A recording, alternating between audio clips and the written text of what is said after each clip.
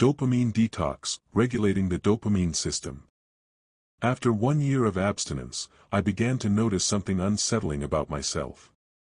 Although I was no longer drinking, I still felt a constant need to feel good, stimulated, or entertained. There was an underlying restlessness that never truly went away. I realized that simply removing alcohol had not resolved my deeper relationship with pleasure, relief, and reward. In the middle of summer, I started smoking again, even though I had quit at the very beginning of my addiction treatment. This was a painful realization, because it showed me that my need for dopamine had not disappeared. It had merely shifted into a different form. I had made many positive changes in my life during recovery, learned a great deal about myself, and developed healthier habits. Yet, emotionally, I felt as though I had only taken away one substance rather than truly transformed my inner system of craving and regulation. During treatment, we did practice a mild form of dopamine regulation, but over time my brain seemed to drift back toward seeking quick stimulation. The urge did not vanish, it just changed shape. Now, for my own well-being, I know I will need to stop smoking again. This will require deliberate effort, structure, and proper support, not just willpower.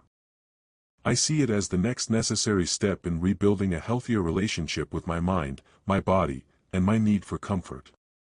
I realize that my smoking is more related to habit, to relaxation and rest replacement, than to a physical addiction to nicotine. Therefore, the approach to breaking the addiction will be even more challenging. So what should I do? The initiation of abstinence and related problems. The initiation of abstinence from psychoactive substances or addictive behaviors is not solely associated with well-known medical risks such as acute withdrawal syndrome, delirium tremens, or the provocation of epileptic seizures. While these physiological dangers are critical and require careful medical monitoring, they represent only one dimension of the complex process of recovery. Equally significant, though often less visible, are the neuropsychological consequences that arise when an individual abruptly removes stimuli that have chronically activated the brain's dopamine system. If a structured process of dopamine recalibration, commonly referred to as a dopamine detox, is not incorporated into treatment, individuals frequently experience profound psychological distress following cessation. The sudden absence of dopamine-triggering substances or behaviors leads to a state of neurochemical imbalance, as the brain has adapted to sustained artificial stimulation. This can result in intense cravings, marked depressive symptoms, heightened anxiety, irritability, anhedonia, and difficulties with concentration and emotional regulation. These experiences are not simply signs of weak willpower, they reflect genuine alterations in neural reward pathways and stress response systems. For this reason, the discontinuation of addictive substances or behaviors must be conceptualized as a medically and psychologically supervised process rather than an abrupt personal decision. Effective treatment involves a dual approach: first, alleviating acute withdrawal symptoms through appropriate pharmacological and therapeutic interventions, and second, guiding the individual through a controlled dopamine recalibration period. This phase aims to reduce hypersensitivity to triggers, restore baseline dopamine functioning, and rebuild the brain's capacity to derive motivation and pleasure from natural, non-addictive rewards.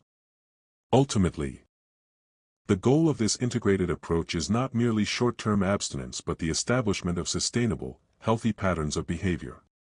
By addressing both the physiological and neuropsychological dimensions of addiction, clinicians can better prepare patients for long-term recovery, emotional stability, and adaptive functioning without reliance on psychoactive substances or compulsive behaviors. Dopamine regulation.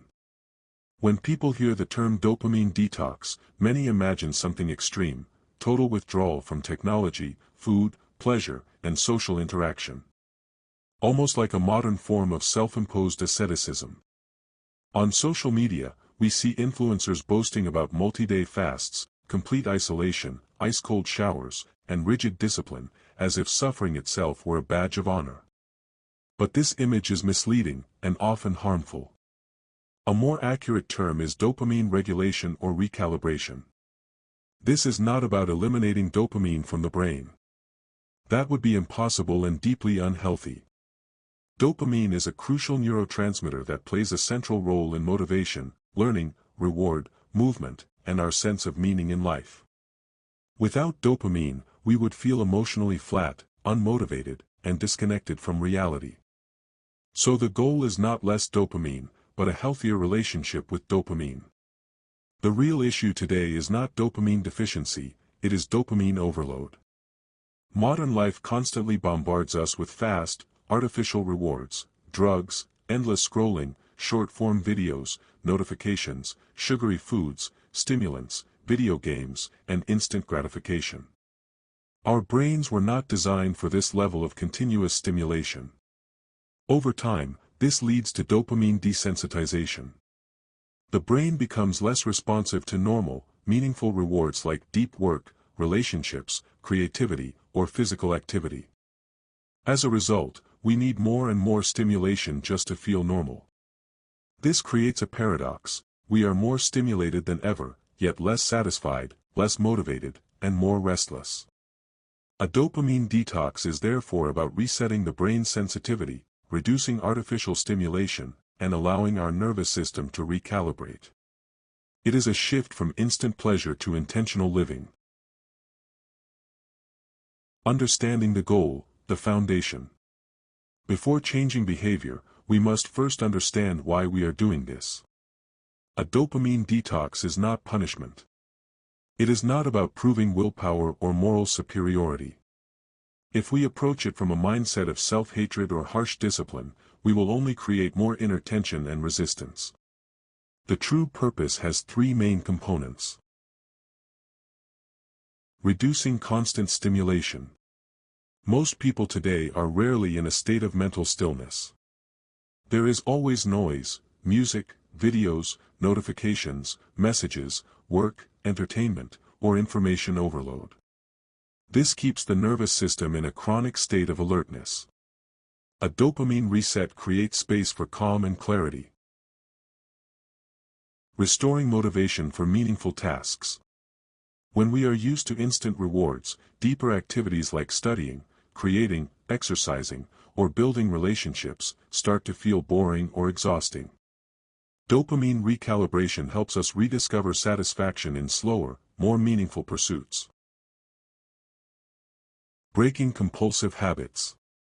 Many of our behaviors are automatic, not conscious. We don't decide to scroll, we just do it. We don't choose sugar, we crave it. This process helps us regain control over our actions. Reducing fast dopamine triggers. For a limited period, anywhere from 24 hours to 30 days, we temporarily reduce the most intense sources of stimulation. Reducing digital stimuli includes less social media, fewer short videos, reels, TikTok, shorts, no endless scrolling, turning off notifications. These platforms are designed to hijack attention and create constant dopamine spikes. Reducing chemical stimuli. Alcohol, nicotine, recreational drugs, excess caffeine. These substances directly affect the dopamine system and can create dependency patterns. Reducing dietary stimuli. Sugar, ultra-processed foods, constant snacking, artificial sweeteners, for some people. High-sugar foods trigger rapid dopamine spikes similar to addictive substances. Limit behavioral stimuli. Pornography, compulsive shopping, fast reward video games, multitasking. Again, the goal is not permanent elimination, but temporary reduction so the brain can heal. Introducing low dopamine activities. Once stimulation is reduced, we replace it with calmer activities that do not create instant pleasure but promote long-term balance. Walking without headphones.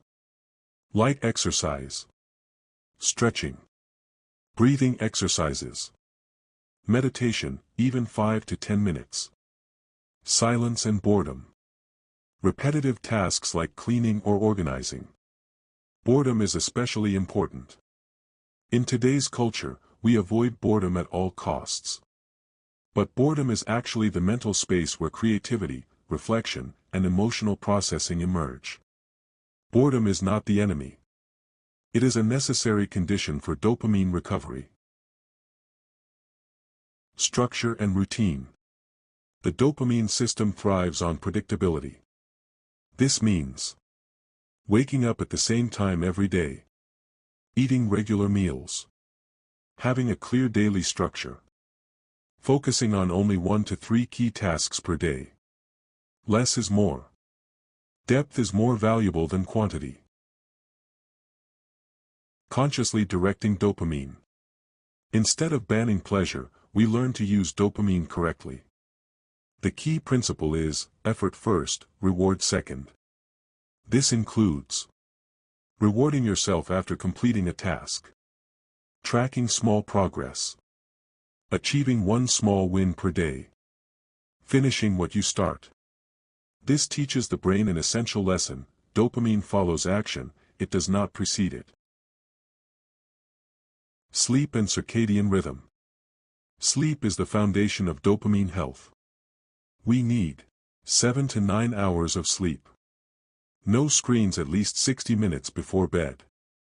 Morning sunlight exposure. Sleep deprivation severely disrupts dopamine balance and increases impulsivity.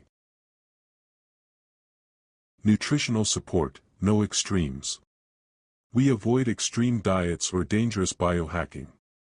The focus should be sufficient protein intake, stable blood sugar levels, proper hydration, magnesium and omega-3 if needed. No aggressive fasting or experimental protocols without professional guidance. Psychological component.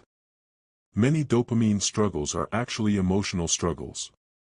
When we feel an urge to scroll, eat sugar, or seek distraction, we pause and ask, am I hungry, bored, tired or anxious? Instead of acting immediately, we wait 10 to 15 minutes. Often, the urge fades on its own. Journaling can be a powerful tool for understanding patterns. Social and environmental support. This process is much easier with support. Helpful strategies include telling friends or family what you are doing, removing temptations from your environment, rearranging your workspace, using app blockers on your phone. Your environment shapes your behavior more than you realize. Safety and boundaries. A dopamine detox is not suitable for everyone. It is not recommended for people with severe depression, eating disorders or no professional support.